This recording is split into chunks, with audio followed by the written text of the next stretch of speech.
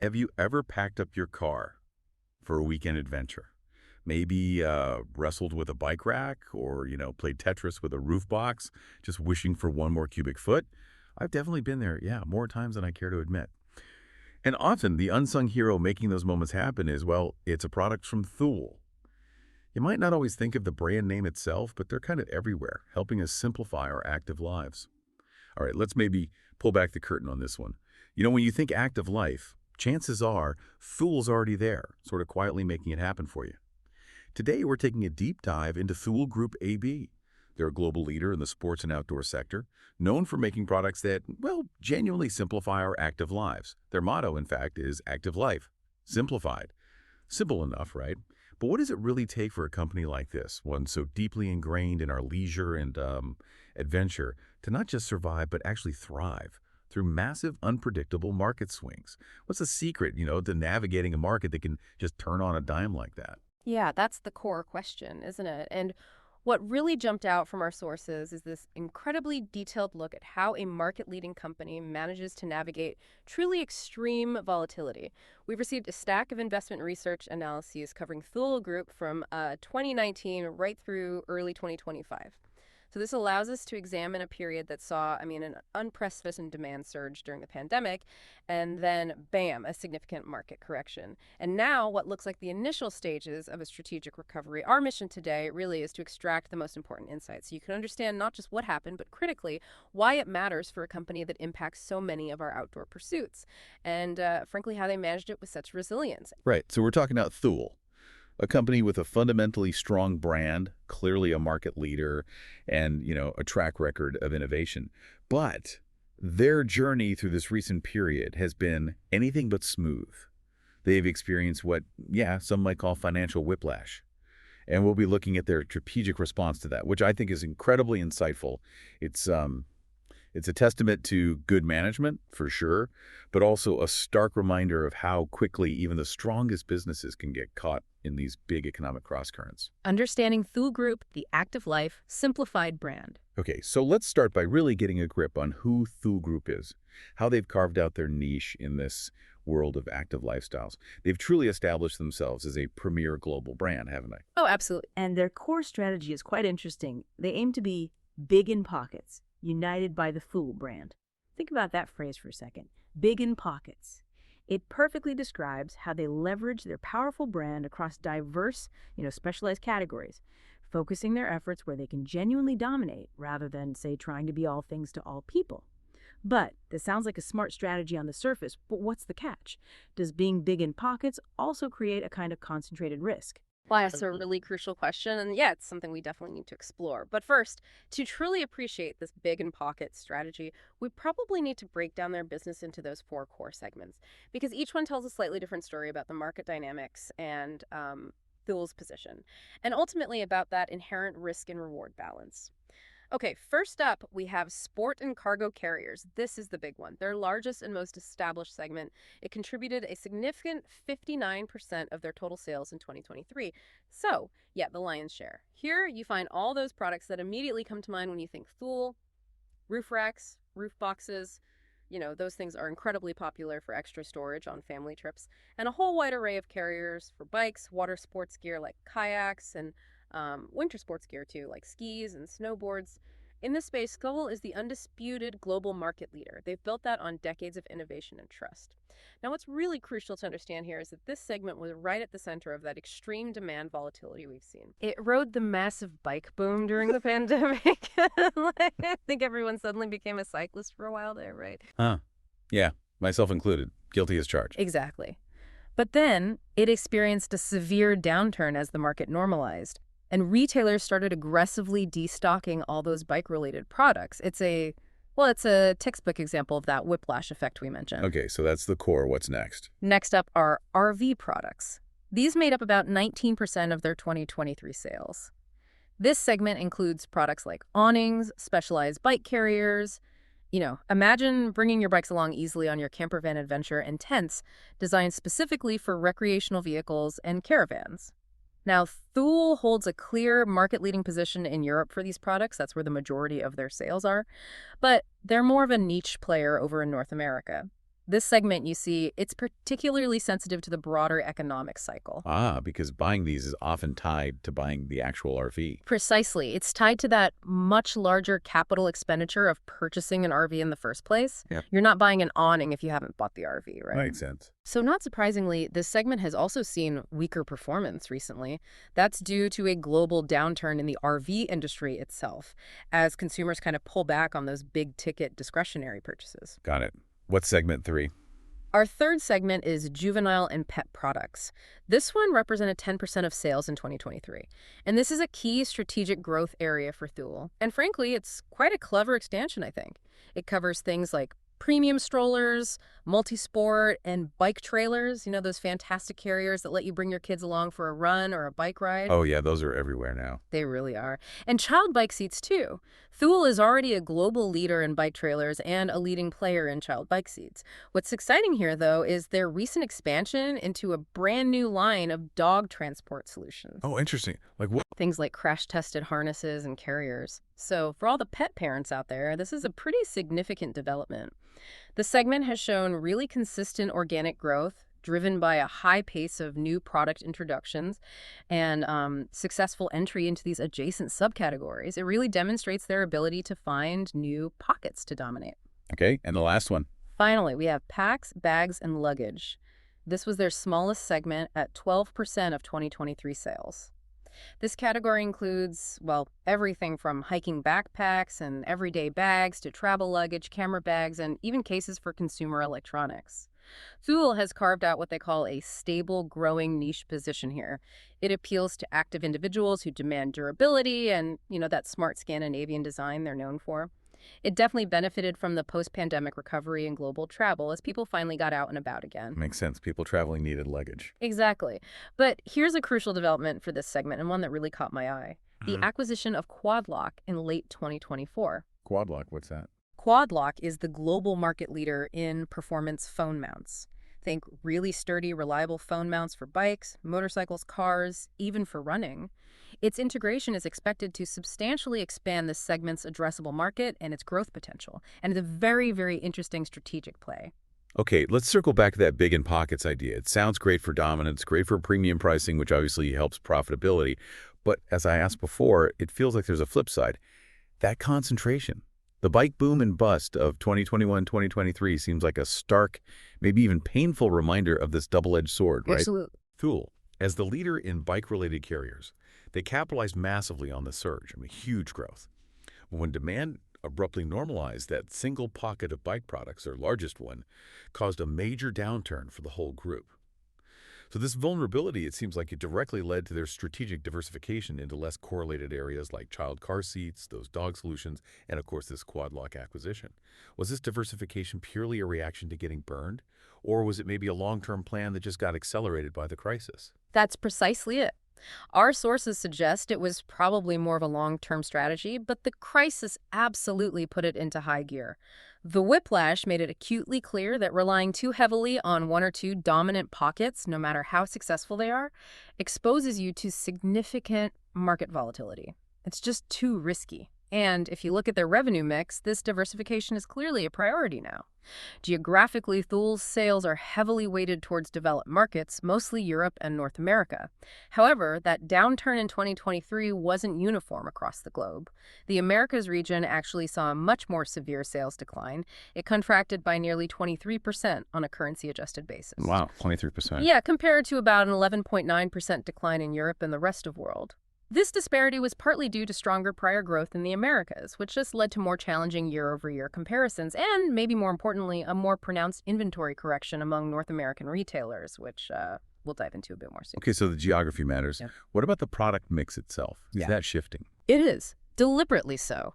While it's still anchored by sport and cargo carriers, the mix is evolving. The strategic initiatives, both organic growth and through M&A, like Quad Lock, are clearly aimed at growing the juvenile and pet and the packs, bags, and luggage segments.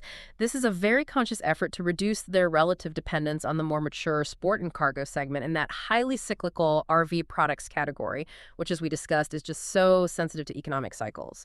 To give you a clearer picture, while sport and cargo was about 62% of sales back in 2022, it dropped slightly to 59% in 2023 and stayed there in 2024. So a slight relative shift. Meanwhile, juvenile and pet grew from 11% in 2022 to 13% in 2024. That demonstrates the early impacts of this strategic growth focus and the company's commitment to pushing into these newer areas. Okay, beyond their product mix and where they sell, another critical lens for understanding Thule's business, especially when you're looking at those quarterly results, is its inherent seasonality. Their business is very much tied to the rhythms of outdoor activities, isn't it? Very much so. The second quarter, so April to June, is consistently their strongest sales period. Makes sense, right? It's peak spring and summer in the Northern Hemisphere. Yeah. Everyone's thinking about bike carriers, roof boxes, getting outdoors. Prime time. Conversely, the fourth quarter, October to December, that's historically their smallest in terms of revenue. During this time, sales of those high-volume bike-related products naturally decline, and the sales mix shifts more towards RV products, which, as we mentioned, can be quite cyclical anyway. So what does this all mean for interpreting their quarterly results? Understanding their seasonality is almost like having a secret decoder ring, isn't it? It really is. A weak Q4 isn't always a sign of, deep trouble. It's often just Thule being Thule, adjusting for that winter lull. I think in Q4 2022, for example, their EBIT margin actually fell to a mere 0.2%. Tiny, almost zero. Yeah, because of lower sales volume spreading those fixed costs over a much smaller revenue base. That's a pretty stark example of seasonal operational deleveraging. Absolutely. It highlights how fixed costs play a big role when volumes fluctuate seasonally. Now, let's talk about how Thule actually gets its products to you and me. Their go-to-market strategy primarily relies on a huge global network of retailers. It's extensive. And this isn't just one type of store, is it? It includes large, multinational chains, specialized independent dealers, and even automotive accessory fitters who install their products directly. Right, a real mix. They also have a significant original equipment, or OE, business, particularly in their RV segment, where Thule awnings and bike racks often come factory installed on new RVs. It's like finding a hidden Thule sticker on your brand new camper. Kind of baked in, yeah. But a really interesting strategic shift happening in recent years is the expansion of their direct-to-consumer, or DTC channel, through their own website, Thule.com. Yes, that's become increasingly important. While it's still a relatively small slice of overall sales, it's a consistent area of growth and clearly a major strategic priority. In 2024 alone, I think they launched their DTC platform in 5 new European markets. That's right, expanding the reach. This isn't just about selling more products, though, is it? It feels like a smarter move than that. It is. It allows Thule to capture higher margins, for one, but maybe more importantly, it gives them invaluable direct access to consumer data and insights. Understanding what customers really want quickly and unfiltered. Exactly.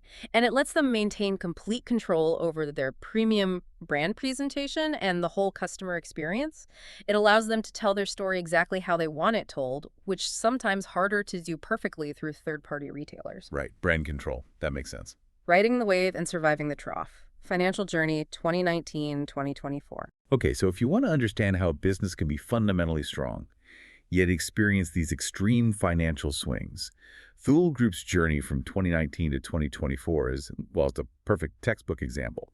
It's what we've been calling a financial whiplash. This period was characterized by, truly unprecedented volatility. You had a period of steady growth, then this massive pandemic-induced boom, followed very quickly by a sharp market correction, and now what looks like the initial stages of a recovery. It's quite a story and, frankly, a masterclass in how to manage through chaos. And their revenue growth trends really paint this picture vividly, don't they? Before the pandemic, back in 2019, Thule had a solid foundation. They reported net sales of just over 7 billion SEK, that's roughly, $670 million US dollars, just for context. And they had modest but steady currency-adjusted growth of almost 4%. Pretty standard stuff. Steady as she goes, yeah. Then came the pandemic boom, which, for companies like Thule, must have felt like hitting the jackpot. In 2020, sales surged over 11% to 7.8 billion SEK as everyone pivoted to outdoor activities. This accelerated dramatically in 2021. Sales skyrocketed by nearly 33% to a record high of almost 10.4 billion SEK. Huge jump. That's nearly $1 billion US dollars in sales. It was an incredible period where demand just couldn't be met fast enough. Everyone, myself included, it seemed, decided to become a weekend warrior overnight. The great outdoor rush. Exactly. But, what goes up must come down, or at least normalize, right? Gravity always wins, eventually. So after that incredible peak, 2022 and 2023 delivered a pretty severe market correction. Sales declined by 2.4% in 2022, and then a more significant 9.9% in 2023, hitting just over 9.1 billion SEK. And when you adjust for currency effects, the decline was actually even more pronounced, nearly 10% in 2022 and over 15% in 2023. Yeah, the FX masks some of the underlying drop initially. This downturn, critically, was primarily driven by that massive retailer inventory destocking, especially for bike-related products, and acutely in the Americas, where sales were down almost 23% in 2023 alone. That North American destock was brutal. Now, you might expect profitability to just crater alongside that kind of revenue drop, but Thule's gross margins tell a really fascinating story of resilience, don't they? They absolutely do. Despite that significant top-line volatility, what's truly remarkable is the resilience of Thule's gross margins. And this tells us something crucial about Thule's underlying strength, their brand and their pricing power. Even during these challenging times, consumers are apparently willing to pay a premium for Thule's quality. That allowed them to protect profitability when many, many others couldn't. From 2019 to 2021, during the boom, their gross margins remained really robust, staying in a healthy range between 40.1% and 41.3%. Very strong. Okay, but they did dip after that peak. Yes, we did see a dip in 2022, down to 38.1%. This was due to a few factors hitting at once. Lower production volumes led to what we call the underabsorption of fixed manufacturing costs. Essentially, factories weren't running at full steam, so the cost of keeping them open was spread over fewer products. Right, less efficient. Exactly. Input costs for raw materials like plastic, aluminum, steel, along with freight costs, remained elevated from the pandemic surge. And there was also a slight shift towards lower margin products in their sales mix during that period. However, the recovery was strong and remarkably quick. Gross margins bounced back to 40.9% in 2023 and then reached an all-time high of 42.7% in 2024. An all-time high after that dip. An all-time high. This impressive rebound is attributed to a more favorable product mix coming back, the benefits of increased production volumes as demand stabilized, and importantly, lower raw material costs finally coming through. That's a really strong indicator of their operational leverage returning. Okay, so if gross margins held up relatively well and even hit a record, what happened further down the income statement? Let's look at their operating margins, like EBITDA and EBIT, because they seem to reveal some strategic choices. These followed a similar cyclical pattern to sales, right? But maybe amplified by operational leverage and some key spending decisions. Exactly right. Amplified is a good word for it. Their EBIT margin actually peaked at a record 22.5% in 2021. That shows incredible efficiency when they had those high sales volumes running through the system. Truly impressive peak efficiency. But then it compressed significantly during the downturn. It fell to 16.8% in 2022 and then further to 16.5% in 2023.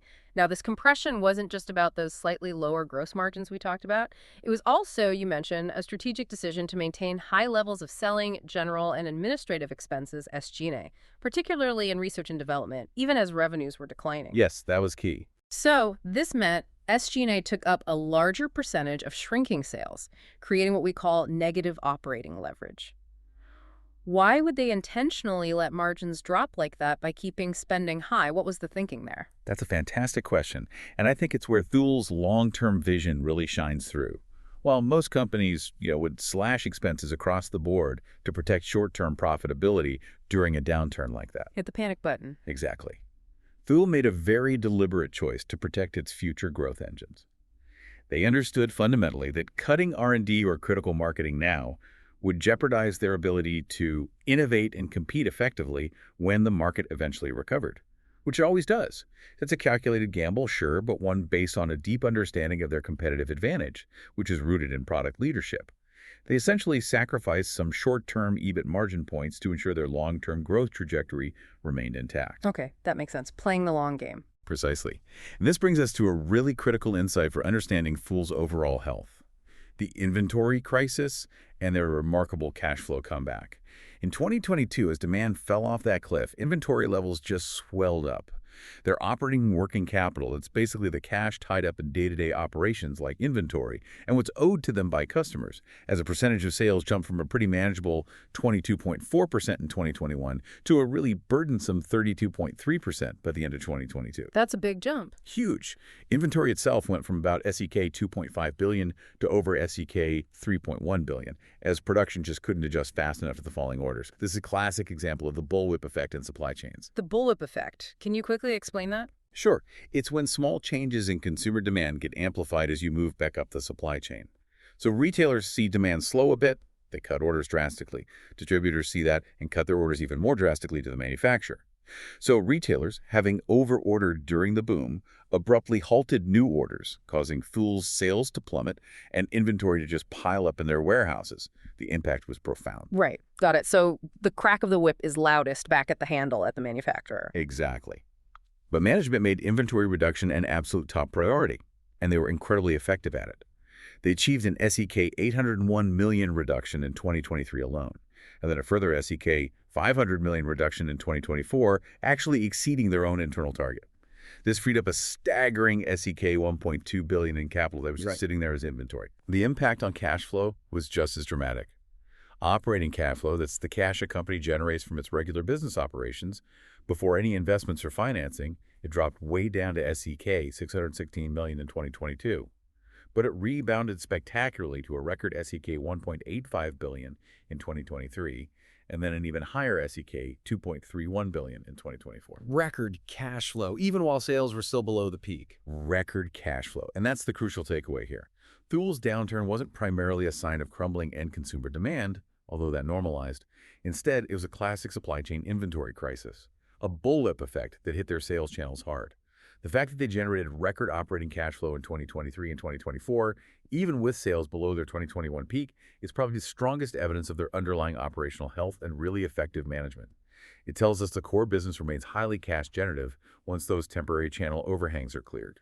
And that management knows how to pull the right levers to free up capital, even when facing serious headwinds. That's a powerful demonstration of management's agility. Yeah, even when profitability was temporarily squeezed. But even if it was mainly an inventory crisis, doesn't it still point to a significant misjudgment by Thule and maybe their retailers about future demand? What's to prevent that kind of bullwhip from happening again? That's a fair point. Forecasting is always difficult, especially after unprecedented events like the pandemic. They've certainly learned lessons and are likely improving their demand planning and communication with retailers. But some volatility is inherent in these markets. Okay. And we also saw a corresponding decline in their return on invested capital, ROIC, right? With return on capital employed, ROCE, falling from that peak of 25.2% down to 13.1%. Yes, that's a direct and expected consequence of the lower income combined with that expanded capital base due to the high inventory we just talked about. Your returns suffer when earnings drop and capital employed swells. But the expectation is that improves now. Absolutely. As profitability recovers and working capital normalizes with lower inventory, we fully expect ROIC metrics like ROCE to improve significantly, reflecting a more efficient use of their capital again. Okay, so just to give everyone a quick snapshot of these dramatic swings and the impressive recovery, let's quickly run through some key figures from the financial summary table again. Net sales went from SEK 7,038 million in 2019, peaked at SEK 10,386 million in 2021, dipped down to SEK 9,132 million in 2023, and then began recovering to SEK 9,541 million in 2024. Big swings. Roller coaster. Their gross margin percent, after that small dip to 38.1% in 2022, is now, remarkably, at an all-time high of 42.7% in 2024. Strong recovery there. Adjusted EBIT margin percent saw its peak at 22.5% in 2021, compressed and is now stabilizing around 17.0% in 2024. Still below the peak, but improving. Reflecting those strategic investments. And that operating cash generation. From SEK 1,128 million in 2022, then that massive comeback to SEK 2,310 million in 2024. Incredible cash generation. And finally, inventory, which swelled from SEK 2,510 million in 2021, way up to SEK 3,129 million in 2022, has been aggressively brought back down to SEK 1,808 million in 2024. These numbers really tell the tale of their resilience and recovery, don't they? Showing a company that faced significant challenges head-on and managed through them. They really do. It paints a very clear picture of the cycle they navigated. Strategic maneuvers in challenging times, post-pandemic correction. Yeah, that period from mid-2022 through 2023 was, well, undoubtedly one of Thule's most challenging in recent memory. They faced a really complex web of headwinds hitting all at once. You had that rapid normalization of consumer demand we talked about, significant supply chain imbalances, persistent inflationary pressures, and the foreign exchange volatility too was kind of a perfect storm, really, and management had to make some very tough choices. Sounds like it. The central challenge was definitely the abrupt end of that pandemic-driven demand boom. That led to a sharp slowdown in sales of bike-related products, as the sources put it. Retailers who had placed these excessively large preseason orders anticipating continued crazy demand were suddenly faced with slowing consumer sales and just bloated inventories, warehouses full of bike racks. Right, the overhang. Exactly. This aggressive retailer destocking was the primary catalyst for the steep decline in Thule's own sales, especially in the second half of 2022, which saw a pretty shocking 26% year-over-year sales drop. And the problem was most acute, as I mentioned, in the North American market and within their largest segment, sport and cargo carriers. Management's response, though, was swift and very focused. They reduced production staffing to the lowest level in 5 years at the start of 2023, and they shifted their operational focus completely to aggressively selling down that existing inventory. This, as we saw, was painful for short-term revenue numbers, but incredibly effective for cash management. It probably prevented what could have been a much deeper financial hole. Right. Stop the bleeding on cash first. And as we discussed, this period put a real squeeze on their margins too. Inflation was a major factor, wasn't it? Huge factor. In 2022, Thule faced really high prices for key raw materials. Plastic, aluminum, steel, plus those elevated freight and logistics costs were still lingering. That directly hit gross margins. And then compounding this was that operational deleveraging effect. Exactly. When sales declined so sharply, their factories were running far below capacity.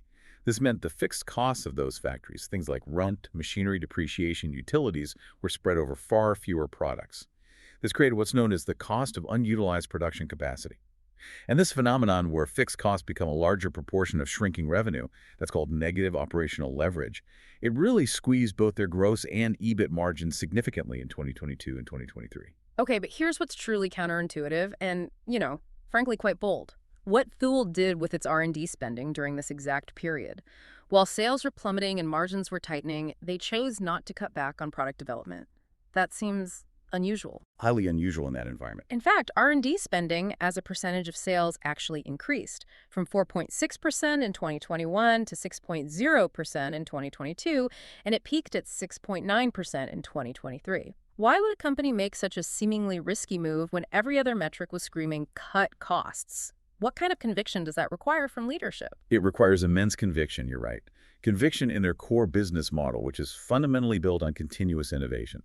This isn't just a number on a spreadsheet, it's a strategic statement. Most companies, faced with that kind of pressure, hit the panic button and slash anything deemed discretionary, and R&D often falls into that category first. Yeah, easy target. Very easy target. Thule, however, essentially doubled down on its belief that innovation is its lifeblood. It's their primary engine for long-term growth and market leadership. They understood that cutting R&D might save a few pennies in the short term, maybe boost that quarterly margin slightly, but it would fundamentally compromise their competitive advantage and their brand promise in the long run. So they chose to protect the future, even if it meant absorbing a noticeable hit to current profitability.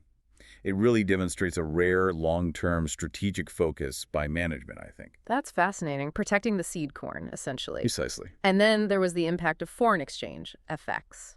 As a global company reporting in Swedish krona, Thule has significant exposure to currency movements. Always a factor for them. A weaker krona actually provided a bit of a tailwind to reported sales in 2022, didn't it? It added, 7.3 percentage points to the reported growth rate?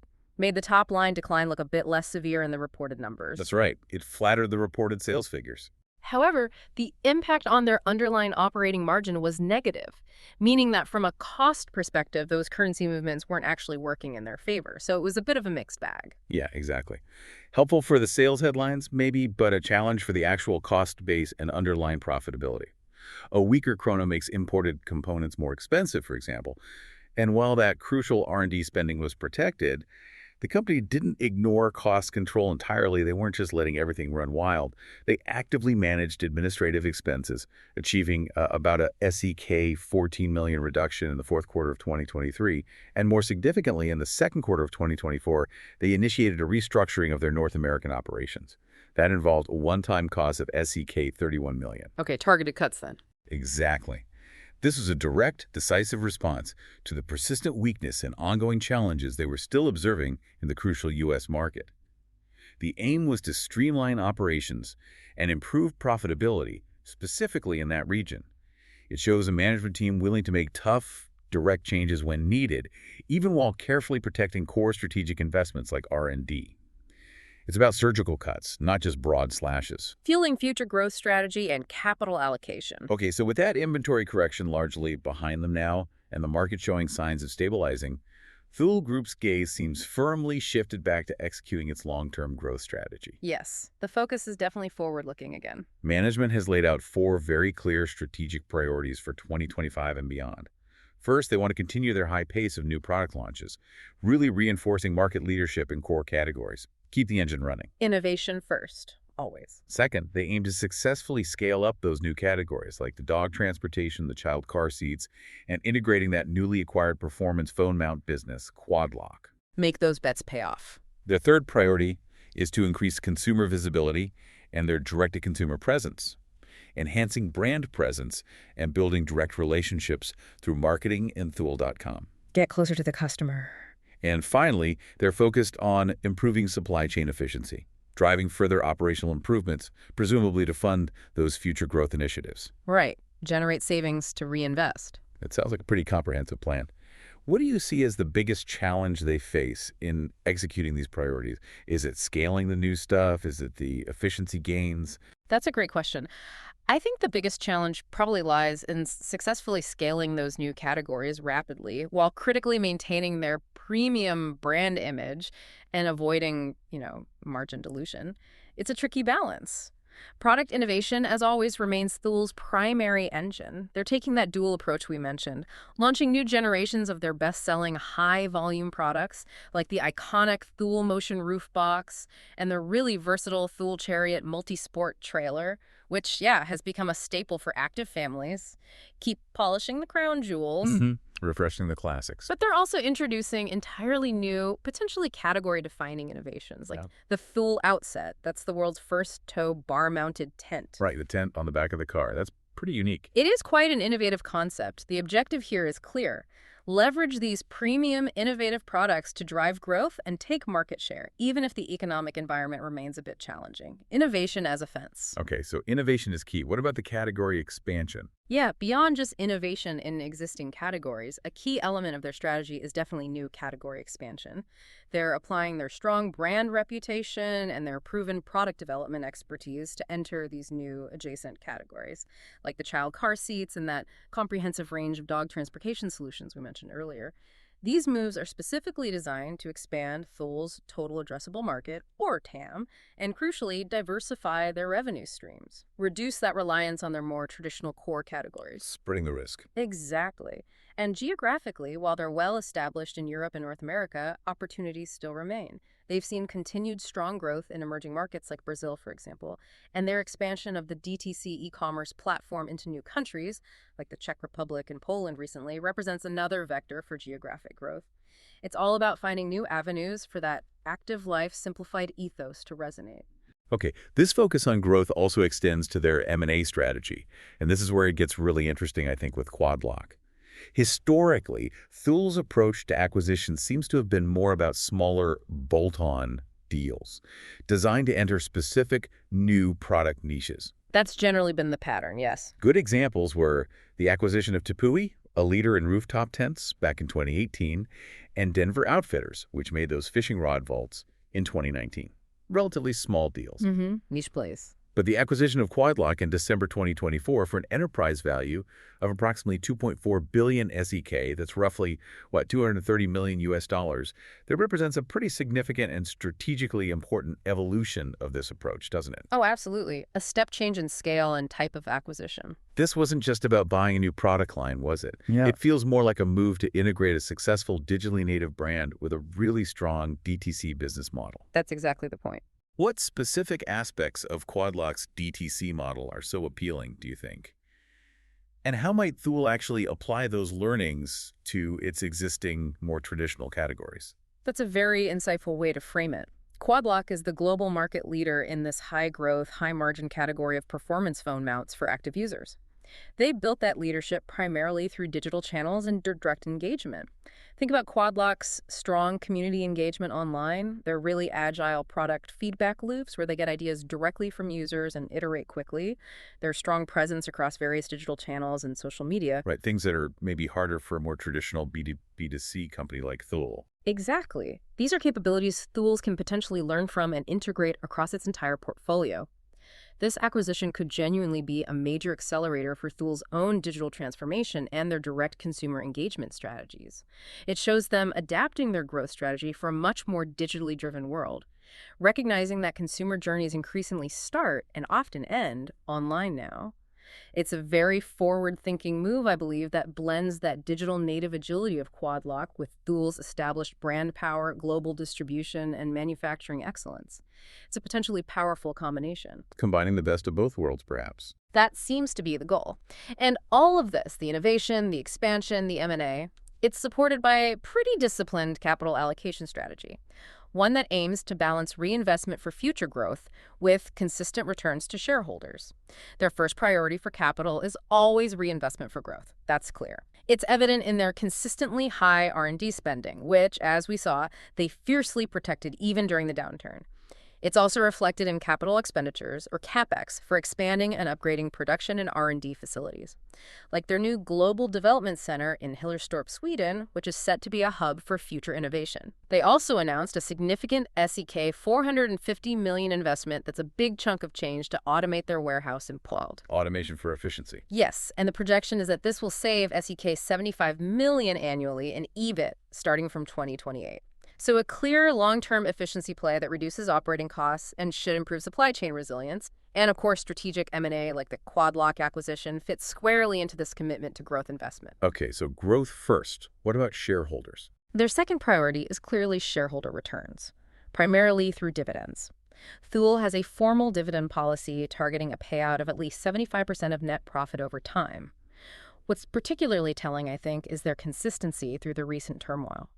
Despite that sharp drop in earnings in 2022, they maintained a dividend of SC 9.30 per share.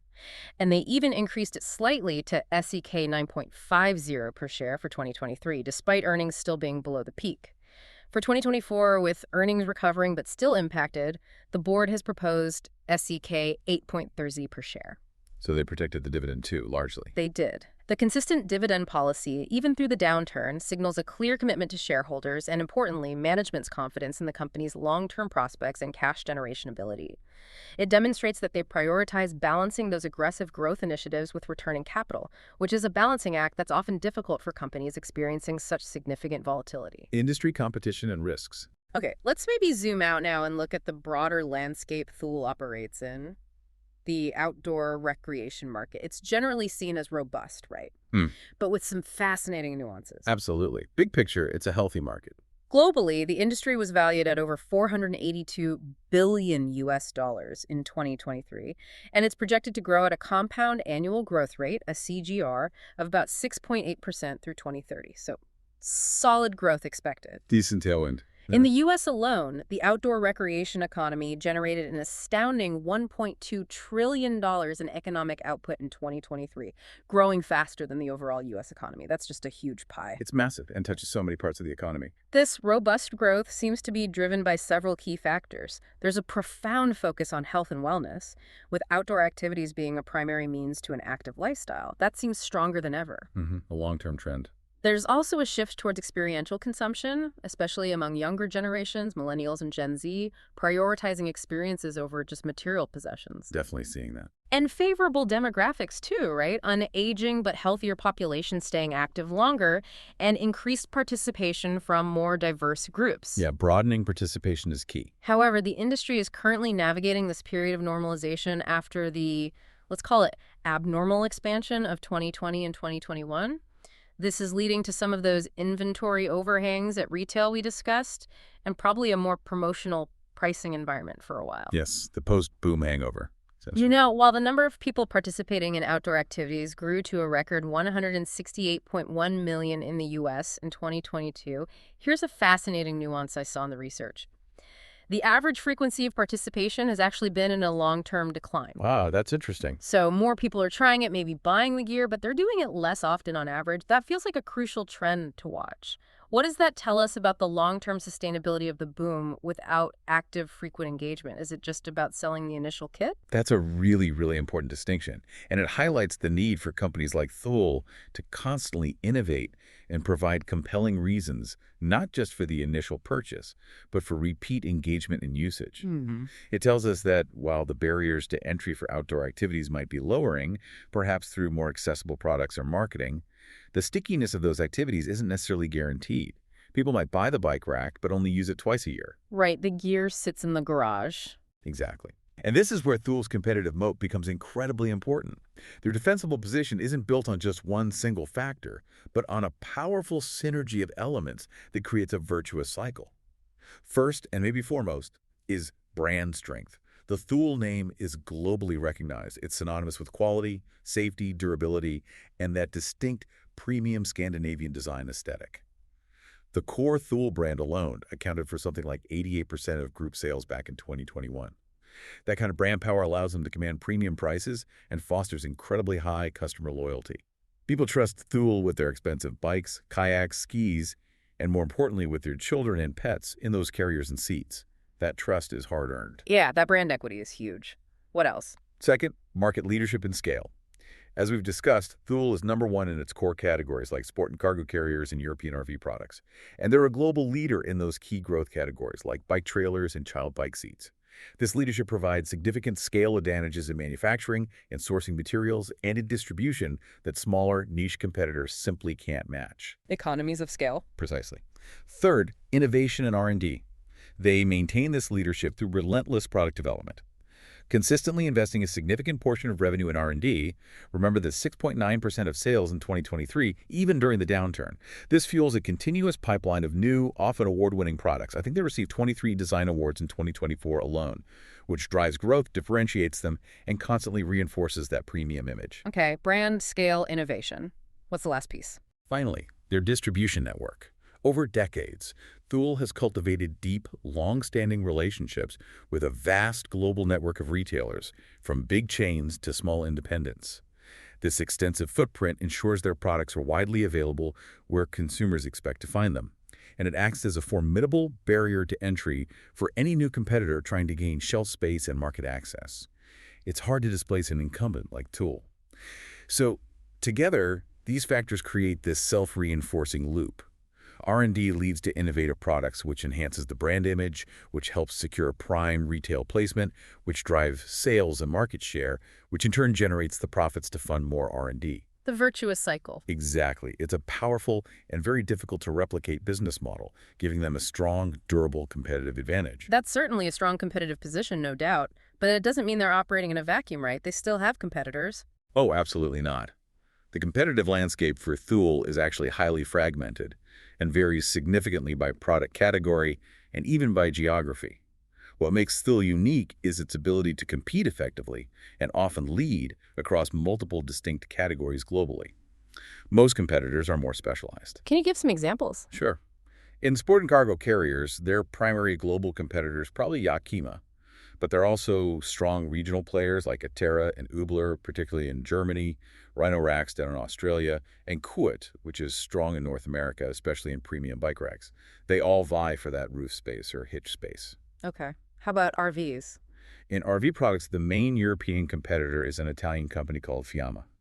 Thule Group, another big player in RV components, has some limited overlap but focuses on different areas like refrigeration and sanitation mostly. And the kids and pet stuff. For juvenile and pet products, they face specialized players like Burley and Cruiser, particularly in bike trailers. And then for strollers and car seats, they're up against larger established children's goods companies like Britax Romer, Cybex, Bugaboo, and UpBaby. These are often very design-driven and almost fashion-conscious markets, a bit different from traditional Thule territory. Right, a different kind of customer sometimes. Exactly. And finally, in packs, bags, and luggage, that's probably the most fragmented segment of all. They compete with a vast array of companies, from global luggage giants like Samsonite to specialized backpack manufacturers like Osprey, and even major outdoor apparel brands like the North Face and Patagonia, who also do bags and luggage. Each of those has its own very loyal following. So yeah, while Thule dominates in its chosen pockets, it's certainly not alone. Constant innovation really is key to staying ahead across all those fronts. It absolutely is. And the impact of e-commerce is also a transformative force across all these categories. It provides a super convenient platform for consumers to research, compare, and ultimately purchase products. It significantly expanded market reach for everyone, and this trend just accelerated massively during the pandemic and is now, an integral part of the consumer journey. How is Thule playing the e-commerce game? They have that dual approach we touched on. On one hand, they benefit significantly from their retail partners' online sales. You can buy Thule on Amazon, rei.com, etc. But they're also strategically and aggressively expanding their own direct-to-consumer channel, Thule.com. This direct channel not only offers the potential for higher margins by cutting out the middleman, but maybe more importantly, it provides that invaluable direct access to consumer data, and it allows them to maintain precise control over their brand's premium positioning and messaging online. This is a delicate balance, though. You have to ensure they don't alienate their crucial retail partners while still building those direct relationships with their end users. Right. Don't bite the hand that feeds you, but also build your own direct path. Something like that, yeah. Okay, and as with any business, Thule also faces a pretty comprehensive risk profile, doesn't it? We should probably touch on those. Definitely. No business is without risk. On the business and market side, their sales are clearly sensitive to economic cycles, consumer discretionary spending. When times get tough, maybe that new roof box or bike rack is the first thing to get cut from the family budget. Very true. Highly discretionary in many cases. And even weather patterns, right? A particularly rainy summer or a snowless winter can dampen demand for specific types of outdoor gear. Yep. Weather dependency is real. They also face competition and trend risk, that constant need to innovate and respond quickly to evolving consumer preferences or new technologies. Falling behind is dangerous. Always a threat. Operationally, they rely on a big global network of, 750 suppliers. That makes them exposed to potential supply chain disruptions, commodity price volatility for plastics and metals, and, geopolitical risks that can affect trade tariffs or the simple flow of goods across borders. Supply chain complexity is a major risk factor today. And financially, as a global company, they constantly manage currency risk through hedging programs, but it's always there. And they're exposed to interest rate risk on their debt financing, like any company that borrows money. Standard financial risks, but important ones. So yeah, it's a complex web of factors they constantly have to navigate, and their ability to manage these risks effectively will obviously be key to their continued success. Absolutely. Risk management is a core competency for a global leader like Thule. Valuation insights, what the market is saying. Okay, so let's talk valuation. Assessing the valuation of a cyclical company like Thule Group really requires looking beyond just a single point-in-time multiple. You absolutely have to consider its valuation through the cycle. Right, because the earnings swing so much. Exactly. This company's valuation has been incredibly dynamic, reflecting the market's rapidly shifting expectations for growth and profitability. This pattern clearly shows that the market acts as a forward-looking indicator. It compresses multiples well before earnings fully bottom out, and it starts expanding them well before a full financial recovery is actually reported in the numbers. It's quite a rich context for understanding market expectations, showing how investors try to anticipate both the lows and the eventual highs. Can you give us the numbers on that? Sure. For example, their price-to-earnings, or PE ratio, illustrates this perfectly. It reached a peak of 31.x at the end of the boom year 2021. That reflected investor euphoria and, frankly, unrealistic expectations of continued rapid growth. Then it collapsed to a trough of just 15.8x at the end of 2022, as the market priced in the downturn and that inventory crisis we talked about. But by the end of 2024, it had recovered significantly to 31.1x, almost back to the peak multiple, as growth returned and the market started looking past the trough towards recovery. Wow, that's a huge swing in the multiple itself. Massive swing. And the enterprise value to EBITDA, or EBITDA multiple, followed a nearly identical path. It peaked at 23.3x in 2021, fell to a low of 12.5x in 2022, and then recovered to 21.0x by year-end 2024.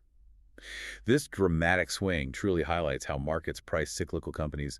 It's often not about where they are today, but where investors think they'll be tomorrow or next year. Okay, so what about current multiples? Where are they trading now, roughly mid-2025, according to our sources? As of mid-2025, Thule's trailing EV/EBITDA multiple is hovering in the range of about 17.7x to 18.3x.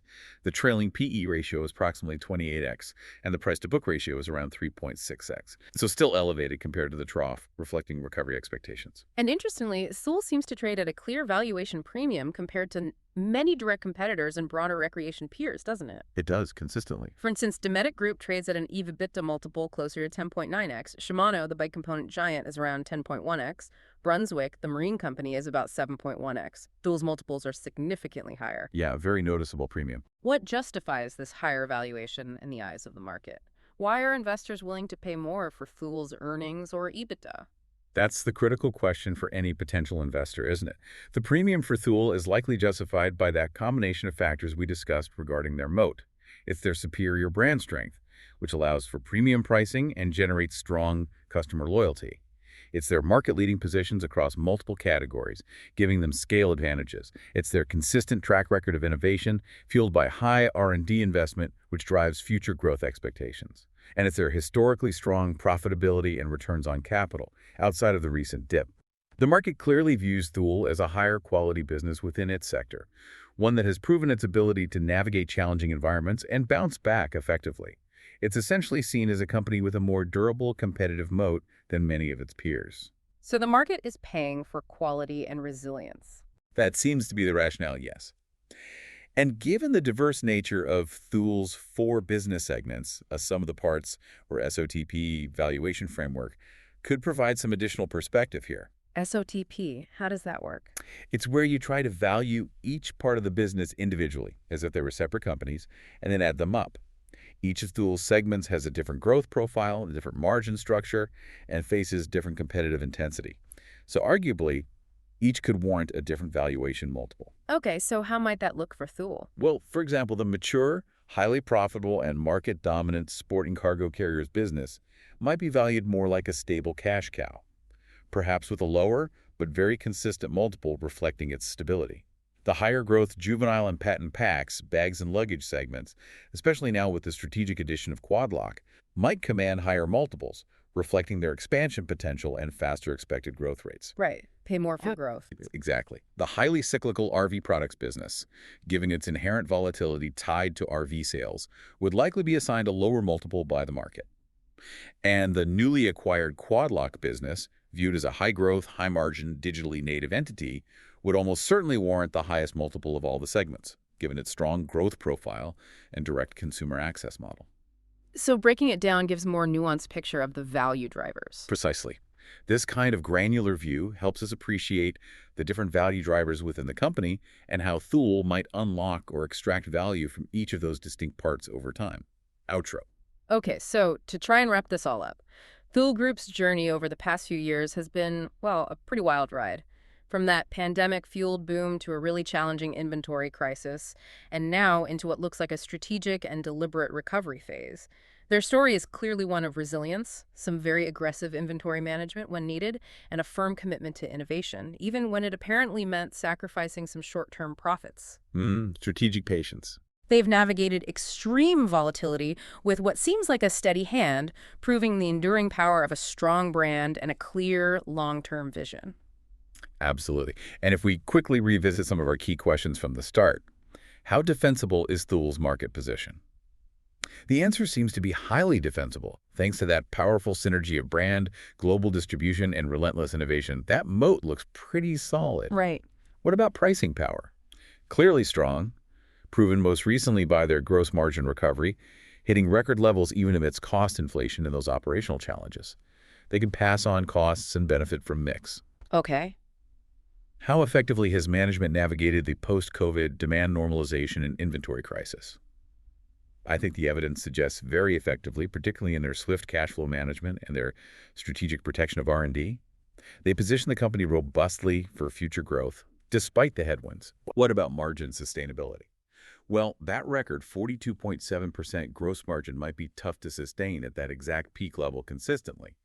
But high-teen EBIT margins, say 17–19%, seem realistic going forward, assuming continued strategic investment and those operational efficiencies from things like the Polish warehouse automation come online. Got it.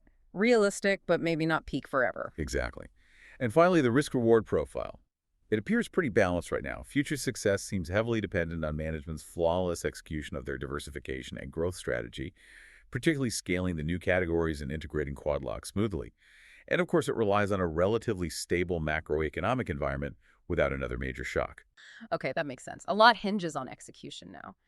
So what does this all mean for you, our listener? Thule Group's journey really makes you think about the power of a strong brand, doesn't it?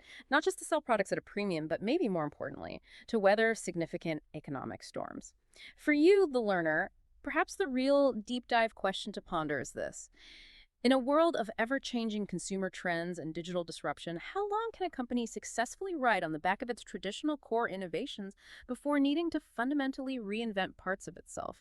And what does Thule's strategic move into newer, potentially faster-growing categories, particularly something digitally native like those Quad-Lock performance phone mounts, tell us about their vision for the future of active life simplified in an increasingly digital and diversified world? Something to think about.